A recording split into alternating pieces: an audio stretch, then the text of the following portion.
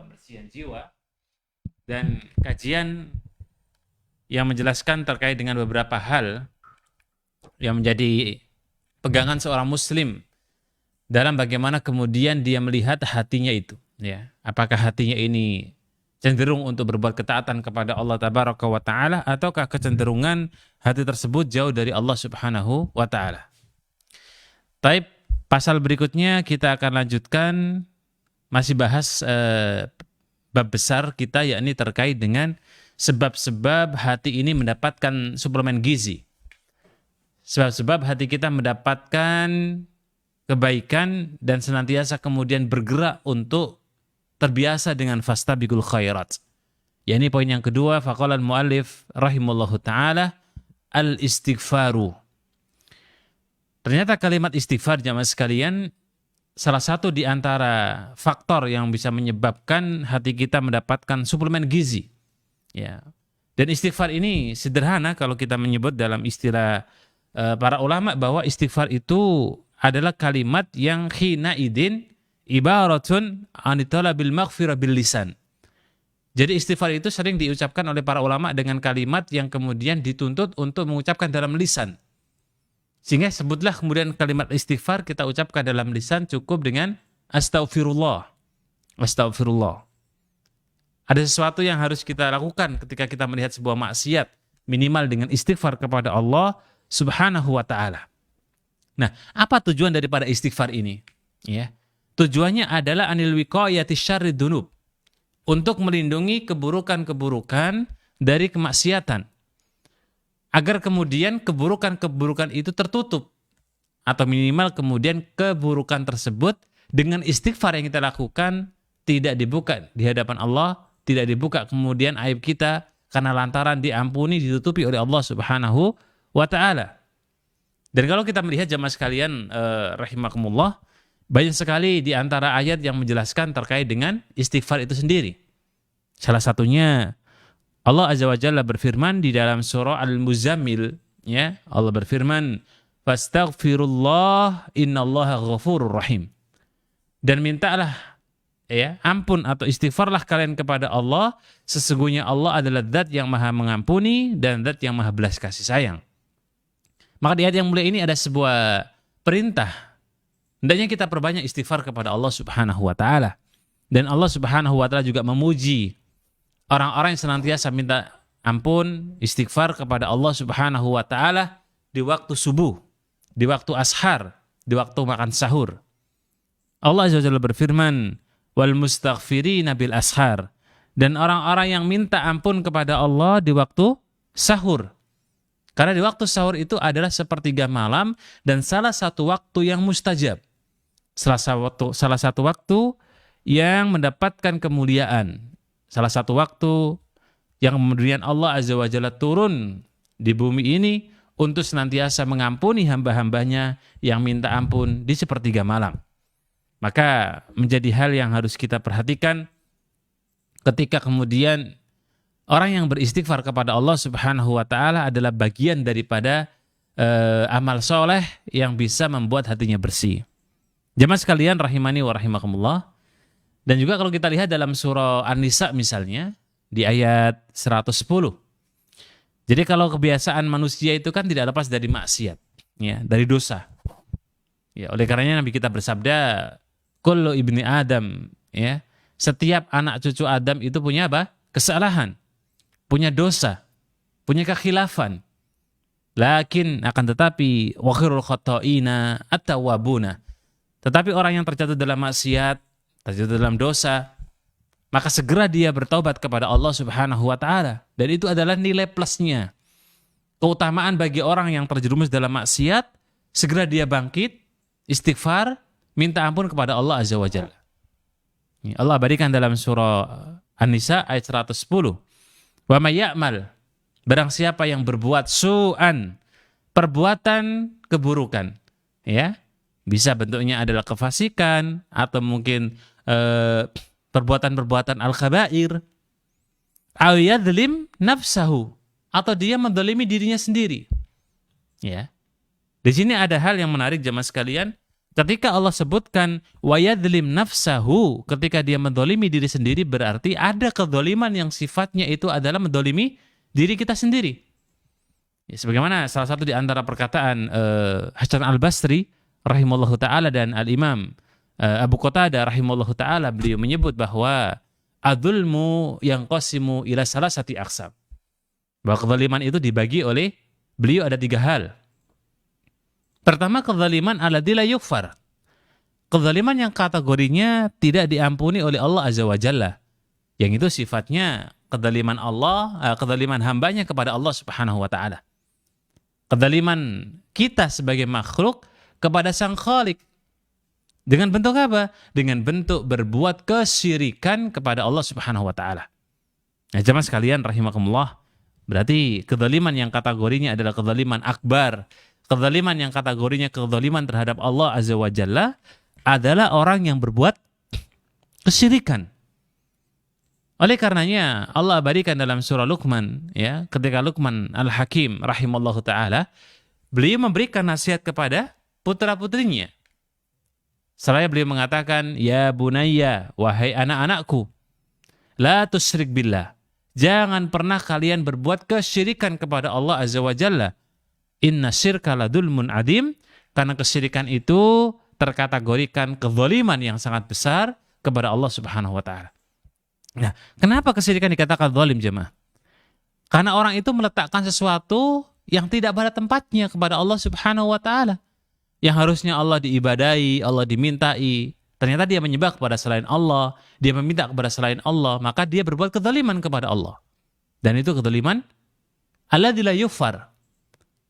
Kezaliman yang tidak diampuni kecuali Allah berikan maghfirah, Allah berikan ampunan yang dikehendaki.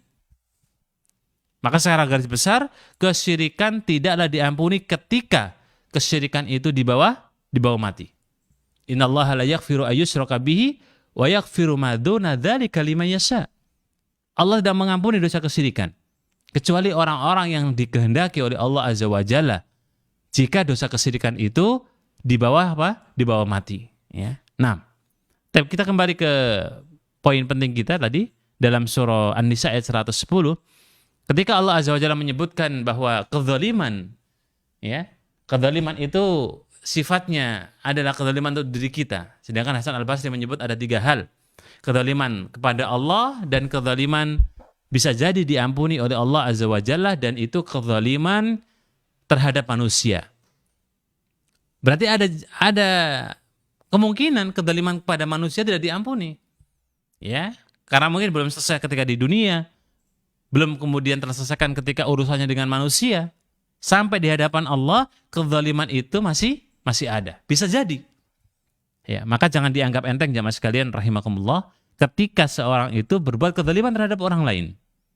Dengan bentuk misalnya mengambil hartanya, mengambil kehormatannya, ya, menyakiti hatinya, dan yang lain sebagainya. Kalau kezaliman ini tidak diberikan maaf oleh saudara kita, maka akan masuk dalam persidangan Allah Azza wa Jalla, dan ini lebih berat. Nah, kemudian kezaliman yang ketiga adalah kezaliman yang kategorinya kezaliman diri kita sendiri, dan ini salah satu yang kita maksud di sini adalah kezaliman ketika misalnya dulu, ya, harusnya kita sudah wajib sholat, kita meninggalkan sholat. Maka itu kezaliman terhadap diri kita sendiri. Dan kezaliman ini ketika Allah sebutkan wa may ya'mal su'an, barang siapa yang beramal keburukan, au yadlim nafsahu, atau berbuat kezaliman terhadap dirinya, maka hendaknya senantiasa Allah perintahkan kepada kita semua, summa ayastaghfirillah, kemudian dia istighfar kepada Allah. Dia minta ampun kepada Allah Azza wa Jalla. Yajidillah ghafuran rahima. Maka dia akan jumpai Allah adalah zat yang maha pengampun, zat yang maha bijaksana, dan zat yang maha kemudian belas kasih sayang. Jamaah sekalian rahimakumullah. Nah, ini kalau kita lihat secara garis besar,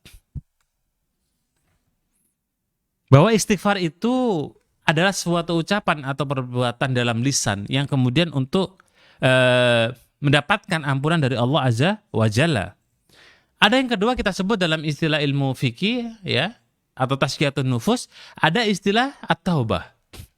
Nah, apa perbedaannya taubah dengan istighfar? Nah, kalau kita lihat bahwa taubah itu adalah ibarah gitu ya. Ya. Ibarah anil itlaq anid dunub bil qalbi wal jawarih.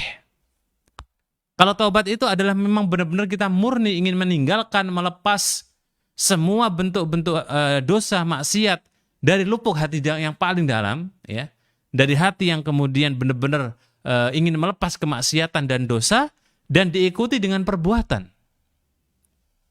Artinya tidak mengulangi kembali. Itu taubat. Tapi kalau orang itu kemudian kalimat istighfar cukup mengatakan astagfirullah, ya, melihat sesuatu yang tercela, melihat sesuatu yang haram, dia istighfar pada Allah Subhanahu wa taala, maka berbeda. Berbeda dengan taubat. Kalau taubat itu orang harus murni, benar-benar dia hadirkan hatinya untuk melepaskan kemaksiatan, kemudian dia buktikan dalam amalia, senantiasa tidak mendekat dengan kemaksiatan dan berupaya untuk apa? Berbuat amal soleh. Itu taubat. Ya. Maka hukmul istighfar kahukmid doa. Maka dalam istilah para ulama, hukum istighfar itu seperti halnya hukum berdoa kepada Allah Subhanahu wa taala. Makanya tema kita gabungkan poin istighfar dan poin berdoa. Karena ini ada hubungannya, ya. Nah, fa insya Allahu ajabahu ghafara li sahibihi. Jika Allah menerima taubat, menerima istighfarnya, menerima doanya, maka dia akan diampuni oleh Allah Azza wa Jalla. Kan sama dengan doa, ya. Makanya para ulama memposisikan istighfar dengan doa itu satu level gitu. Kalau taubat perkara yang berbeda. Nah, bahkan dicontohkan di sini kalau kata para ulama wala siyama idza kharaja anil qalbi, ya. Ketika kemudian lebih-lebih lagi terkait dengan misalnya di luar kehendak. Tidak ada niatan misalnya gitu. Karena kan ada orang yang ketika dia mengucapkan kalimat-kalimat istighfar, ya, itu kadang-kadang dia spontanitas, lihat sesuatu yang haram misalnya, melihat sesuatu yang dia tidak suka, melihat kemungkaran, melihat sesuatu yang dicela oleh Al-Quran dan As-Sunnah, dia mengatakan astagfirullah. Berarti kan secara spontanitas kalimat istighfar itu bisa dilakukan ketika dia melihat kemungkaran, melihat keburukan, melihat kemaksiatan dan lain sebagainya. Adapun taubat itu butuh perenungan, butuh kemudian waktu khusus untuk kita memang benar-benar mengadu kepada Allah, kemudian tidak kita ulangi dan lain sebagainya. Naam. Wa yarwi an Luqman annahu qala li abihi, ya, bahwa ketika itu Luqman pernah menceritakan kepada ayahnya, ya. Luqman pernah berkata kepada anaknya, maksudnya bahwa ketika Luqman berkata faqala li ibnihi pada putra-putranya, ya bunayya, wahai anak-anakku. Dan ini salah satu di antara nasihat daripada Luqman rahimallahu taala. Di mana beliau mengatakan bahwa biasakan lisanmu, ya, auda lisanik, terus menerus basahi lisanmu dengan Allahumma ghfirli, Allahumma ghfirli, Allahumma ghfirli.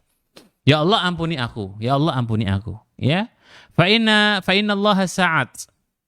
Karena Allah itu punya waktu, ya. Allah memiliki waktu dan Allah pemilik waktu. La yaruddu fiha sa'ilan, maka tidak akan Allah menolak ketika orang itu mengatakan Allah maghfirli, Allah maghfirli. Ya Allah ampuni aku, ya Allah ampuni aku. Ya, makanya kata Hasan Al-Basri rahimallahu taala, beliau mengatakan aktsaru minal istighfar fi buyutikum. Perbanyaklah kalian istighfar di rumah-rumah kalian. Ya. Wa ala mawa'idikum, dan juga di tempat kalian berada. Wa fi turuqikum, dan juga di semua penjuru jalan, ya. Di setiap kita pergi. Wa fi aswaqikum, dan di pasar-pasar kalian berada. Wa fi majalisikum, dan di tempat halakoh kalian. Wa antum wa aina ma kuntum, dan dimanapun Anda berada, kata beliau, fa innakum la tadruna mata tanzilul maghfirah. Karena kita enggak tahu, ya, kapan Allah turunkan ampunannya kepada kita. Maka diperintahkan, kata beliau Hasan Al-Basri, memerintahkan kita itu disuruh untuk perbanyak istighfar kepada Allah Azza wa Jalla. Mau di rumah, mau di pasar, mau di tempat kerja, ya, mau di jalan di saat kita safar, mau di mana kita ini ada di halakoh, dan dimanapun kita berada, istighfar. Ya. Jangan sampai kita mengatakan dalam diri kita, jamaah sekalian, kemudian kita mengatakan, wah, saya ini nggak ada maksiat, Ustadz. Saya nggak ada dosa, saya nggak ada perbuatan terlarang hari ini dan lain sebagainya. Tetap ya, biasakan kalimat istighfar, minta ampun kepada Allah Subhanahu wa taala. Junjungan Nabi Agung Muhammad bin Abdullah sallallahu alaihi wasallam, beliau saja minta ampun kepada Allah Subhanahu wa taala atau istighfar setiap hari ya, tidak kurang dari 100 kali. Itu Nabi kita Muhammad bin Abdullah sallallahu alaihi wasallam. Terus gimana dengan kita? Gitu kan? Yang jelas-jelas kita itu jauh sekali dengan ya kategori orang soleh di zaman Nabi. Jauh sekali. Kita pun mungkin belum selevel dengan ya generasi salafus soleh terdahulu. Seperti misalnya selevel dengan orang-orang dulu yang dikenang dalam Al-Quran, dalam As-Sunnah, ya, dalam cerita-cerita Islam. Maka upaya yang kita lakukan untuk bagaimana kita bisa memiliki kalimat istighfar dalam kehidupan itu sangat penting. Terbiasa dengan kalimat istighfar, astagfirullah, astagfirullah. Makanya hadis yang kita sampaikan dari sahabat Abu Hurairah terdapat dalam Sahih Bukhari, ya. Nabi kita Muhammad bin Abdullah sallallahu alaihi wasallam bersabda, wallahi ya, demi Allah kata beliau, inni la astaghfirullah wa atubu ilaihi fil yaumi akthar min 70 marrah. Jadi Nabi SAW itu pernah mengatakan, sesungguhnya aku minta ampun kepada Allah dan bertaubat kepada Allah setiap hari lebih dari 70 kali.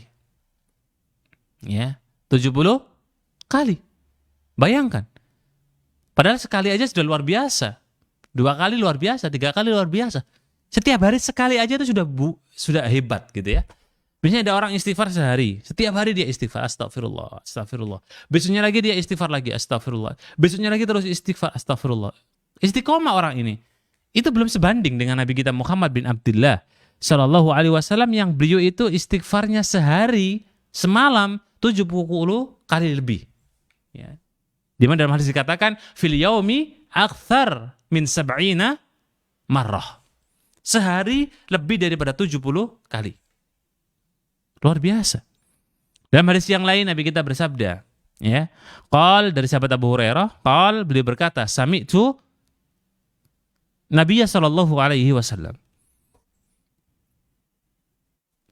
Aku mendengar Nabi sallallahu alaihi wasallam bersabda, qal inna abdan adznaba damban. Ketika seorang hamba berbuat dosa, berbuat maksiat, ya. Faqal Rabbi adnabtu damban faghfirli. Kemudian hamba itu paham gitu ya. Hamba itu sadar kalau dia berbuat dosa. Dia mengadu kepada Allah Subhanahu wa taala, ya Allah, hambamu ini berbuat masalah, hambamu ini berbuat dosa, hambamu ini berbuat maksiat. Ya. Faghfirli, maka ampuni aku katanya. Faqal qala rabbuhu, maka Allah Azza wa Jalla berfirman, berkata kepada orang tadi, ya, a'lam abdi, hambaku tahu, ya, hambaku tahu kalau hambaku ini berbuat dosa. Annalahu rabban, hambaku tahu juga bahwasanya dia punya Tuhan, punya Allah, ya. Yaghfirud dunuba fayakhudhu minhu, ya. Maka kemudian dosanya ini diampuni oleh Allah Subhanahu wa taala. Faghafartu li abdi, maka aku ampuni dosa-dosa hambaku ini, ya. Dan begitulah kondisinya. Begitulah kondisinya bagaimana kemudian seorang hamba itu ketika minta ampun kepada Allah taala, maka Allah ampuni ketika dia selama benar-benar minta ampun kepada Allah Subhanahu wa taala. Dalam sebuah hadis yang lain dari Aisyah radhiyallahu taala anha, ya, dan terdapat dalam Sahih Bukhari dalam Kitabul Da'awat, Nabi kita bersabda, "Tuba liman wajada, ya, fi sakhifatihi." Sungguh amat beruntung, kata Nabi SAW. Sungguh amat beruntung bagi orang yang menjumpai dalam catatan suhufnya. Sungguh amat beruntung bagi orang-orang yang menjumpai dalam catatan lembarannya istighfaron katsiran, istighfar yang banyak. Ya, jadi kita punya suhuf, ya, jemaah sekalian. Kita punya suhuf, punya catatan. Catatan yang di kanan kiri kita ada faladaina raqibun atid. Ada malaikat pencatat baik, ada malaikat pencatat keburukan. Semua ada dokumentasinya, semua ada arsipnya. Tergantung kita nanti bagaimana Allah akan hadirkan kepada kita arsip-arsip kita, dokumen-dokumen kita. Apa kita ini memiliki dokumen yang naudzubillah ataukah kita memiliki dokumen yang luar biasa baik. Nah, ada salah satu yang disebutkan oleh Nabi SAW bahwa ada orang yang disebut dengan tuba, sungguh beruntung. Siapa dia? Liman wajada fis sakhifatihi istighfaran katsira. Ketika dia menjumpai dalam lembaran-lembarannya itu adalah istighfar yang banyak. Kalimat-kalimat istighfar yang banyak. Ya.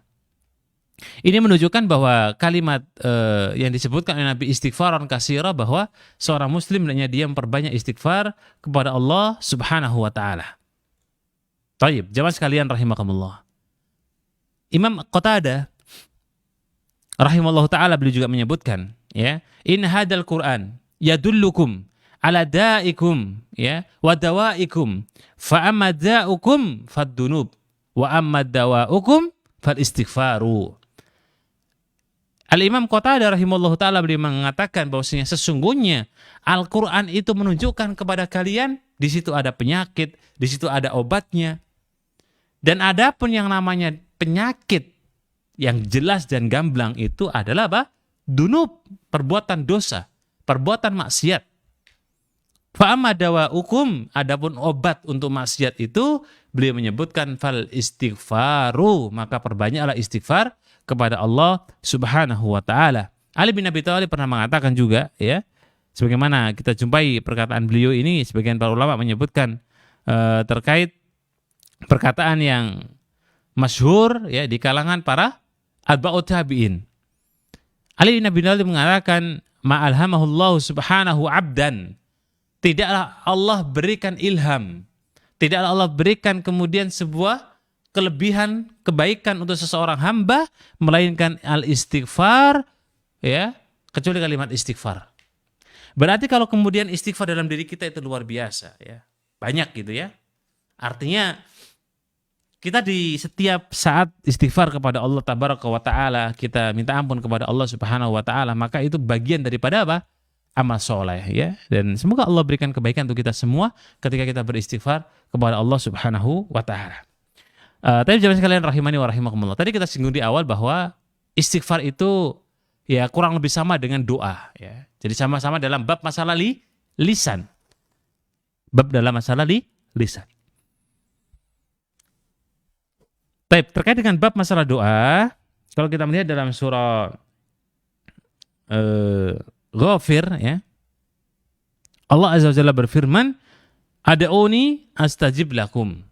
Berdoalah kalian kepadaku, maka sungguh aku akan ijabai doa-doa kalian, ya. Jadi di sini ada sebuah jawaban bahwa doa yang kita panjatkan kepada Allah Azza wa Jalla dengan serius, dengan benar, dengan baik, sesuai dengan rukun dan syaratnya, insyaallah taala Allah akan ijabai doa-doa kita. Ya, sama dengan istighfar. Kalau seorang hamba istighfar dengan serius, dengan tekun, dengan baik, ya, maka Allah Azza wa Jalla akan kemudian berikan ampunan kepadanya. Maka ini menunjukkan kalau keutamaan-keutamaan yang besar bagi orang-orang yang ketika dia kemudian perbanyak istighfar dan perbanyak doa kepada Allah Subhanahu wa taala. Dan jangan sampai jamaah sekalian kita tersinggung dengan sebuah ayat bahwa orang yang tidak pernah meminta kepada Allah Azza wa Jalla, ya, tidak pernah kemudian berdoa kepada Allah Azza wa Jalla, maka dikategorikan sebagai orang yang sombong. Ya, Allah berfirman, innal ladzina yastakbiruna an ibadati, ya, an ibadati, sesungguhnya orang-orang yang sombong adalah mereka orang-orang yang ketika kemudian, ya, tidak berdoa kepada Allah Subhanahu wa taala. Dan mereka ini adalah akan dimasukkan sayadkhuluna jahannam madakhirin, dimasukkan ke neraka jahanam yang menyala-nyala. Wa na'udzubillah. Berarti apa? Di sini ada dua hal yang menarik jemaah. Pertama, orang yang senantiasa berdoa kepada Allah itu memiliki pahala, yang tidak pernah berdoa disebut dengan sombong, dan itu na'udzubillah. Taib. Kemudian poin yang berikutnya terkait dengan masalah istighfar dan doa, ya. Subhanallah adim, dan kita tahu bahwa memuji Allah adalah zat salah satu amal yang besar. Dan orang yang tidak pernah minta kepada Allah, maka dia disebut kategorinya orang yang na'udzubillah, ya. Disebut orang yang dolim. Dan Allah akan marah kepada orang-orang yang tidak pernah meminta kepada Allah sedikit pun, ya. Maka Allah zat yang memiliki kekuasaan, Zat yang memiliki segalanya. Maka kita minta kepada Allah Subhanahu wa taala itu bagian daripada amal soleh. Tapi jemaah sekalian rahimakumullah, demikian dapat kita bagikan pada kesempatan siang hari ini. Semoga bermanfaat untuk kita semua. Insyaallah taala pada kesempatan yang akan datang kita akan bahas khusus ya terkait dengan adab-adab berdoa ya. Dan ini saya kira poin penting agar ketika kita berdoa bisa menembus ke arsy Allah Subhanahu wa taala dan bisa mendapatkan kebaikan apa yang kita doakan dan apa yang kita inginkan di saat kita berdoa kepada Allah Subhanahu wa taala. Wallahu a'lam bishawab. Mungkin ada pertanyaan?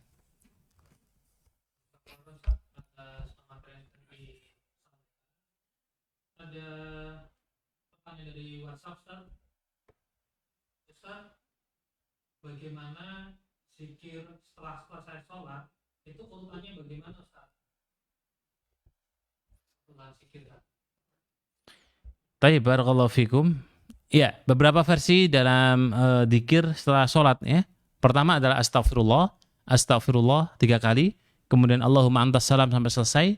Kemudian bisa tambahkan ayat kursi, kemudian Allah la mani alima ataita lima munita wa la mana'ta dan seterusnya. Kemudian bertasbih, bertahlil dan bertahmid ya. Kemudian ditutup dengan doa Allahu wahdahu la syarika lah lahul mulku wal hamdu wa huwa ala kulli syai'in qadir ya, dan itu menyempurnakan 100 kali. Dengan versi yang lain juga bisa. Dengan beberapa doa dalam kitab Maksurat ya, itu juga bisa kita lakukan. Wallahu a'lam bishawab.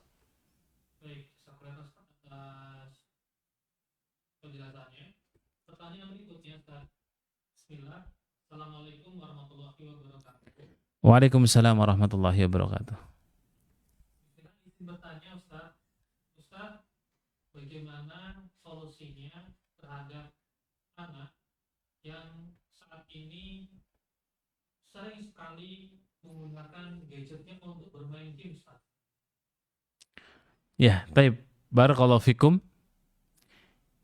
Yang pertama, dunia pergadgetan untuk anak-anak kita ini tidak bisa kita hindari ya. Tidak bisa kita cegah kemudian stop 100% ya, karena akan menimbulkan mungkin bahaya atau fitnah yang besar khususnya untuk anak ya, karena jika anak belum siap maka terkadang akan membahayakan bagi anak tersebut.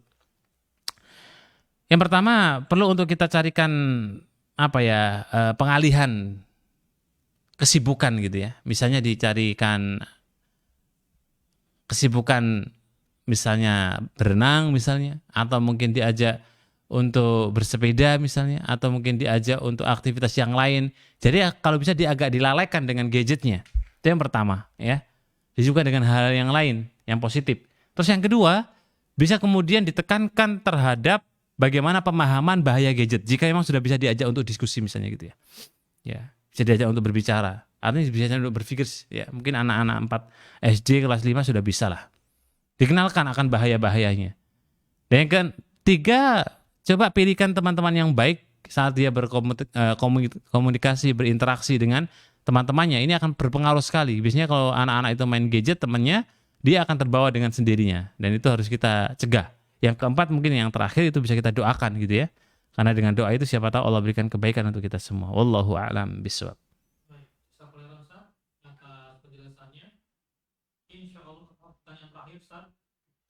Ustaz, saya memiliki putri berumur 16 tahun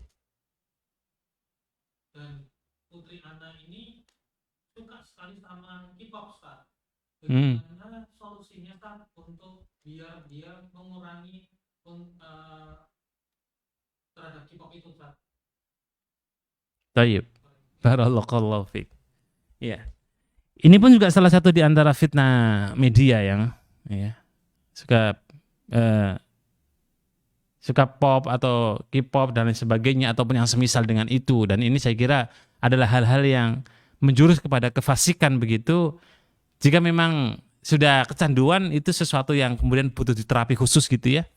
Yang jelas pertama tadi hampir sama dengan jawaban yang saya sampaikan di awal ketika bicara masalah gadget untuk anak gitu ya. Pertama kita alihkan ya. Kita alihkan untuk bagaimana kemudian anak-anak itu atau ya anak-anak kita punya aktivitas lain yang positif. Yang kedua, carikan teman yang baik untuk komunitasnya. Ya, biasanya kalau anak-anak itu suka hip hop ataupun suka misalnya menggandrungi sesuatu, itu kan bisa komunitasnya. Ya, itu kita carikan yang lebih baik, ya. Dan yang ketiga, mungkin tadi kita sampaikan bisa ya kita arahkan, kita jelaskan, kita kasih tahu kalau ini tidak boleh, ya, dan lain sebagainya. Dan yang keempat, ya sama, kita doakan semoga Allah berikan kebaikan untuk kita dan anak-anak kita dan kaum muslimin pada umumnya. Wallahu a'lam bishawab. Demikian yang dapat kita bagikan, semoga bermanfaat untuk kita semua. Assalamualaikum warahmatullahi wabarakatuh.